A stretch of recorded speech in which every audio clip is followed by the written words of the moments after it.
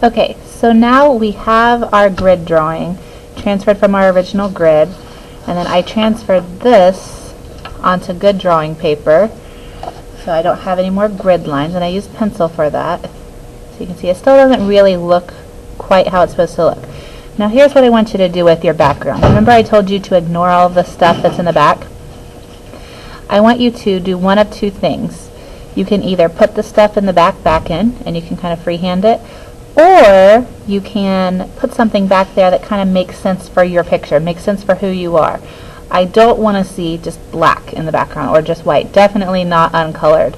So make sure you pay attention to what you're doing in the background. It should give me a little insight into who you are. So now we're going to start adding colors. So I have my colored pencils here. My colored pencils are in the back under the windowsill. Make sure you put them back there when you're finished. So when we color, when we're adding color to things, you're not going to color like a kindergartner.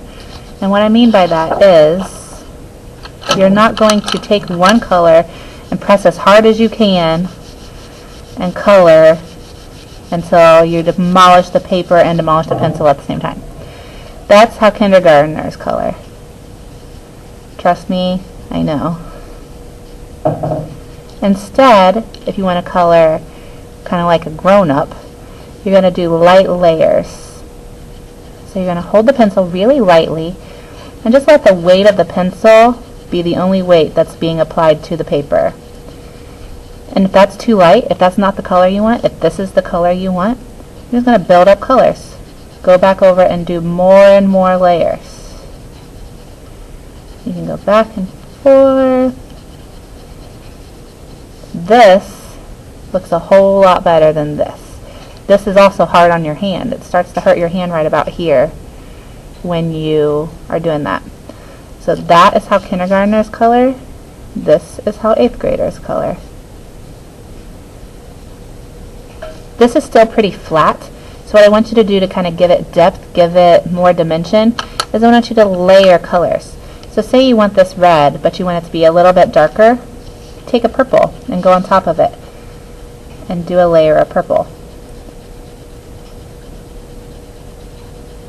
Now colors you don't want to be combined are, so I'm going to write do not combine.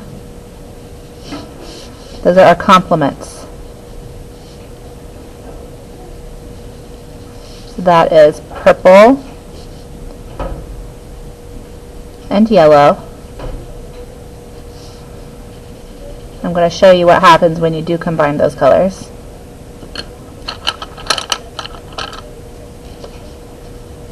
Red and green.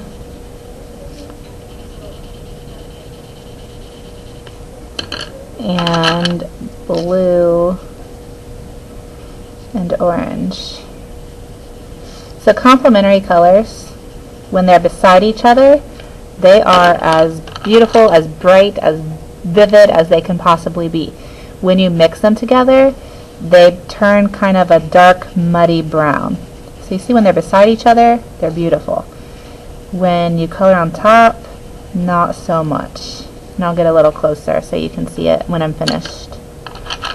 So here's red and green beside each other. Red and green on top of each other. Yuck.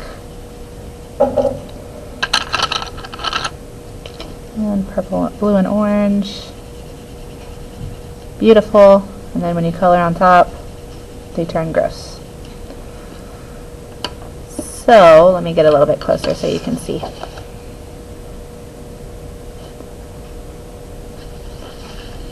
So in every area on your picture, every single area in this whole picture, I want you to have at least 2 layers of colored pencils. You can do more. You might do like 10, but you need to have at least 2 layers everywhere. So what I want you to do now is I want you to start by coloring everything that's not your skin. Don't color your skin until the very end.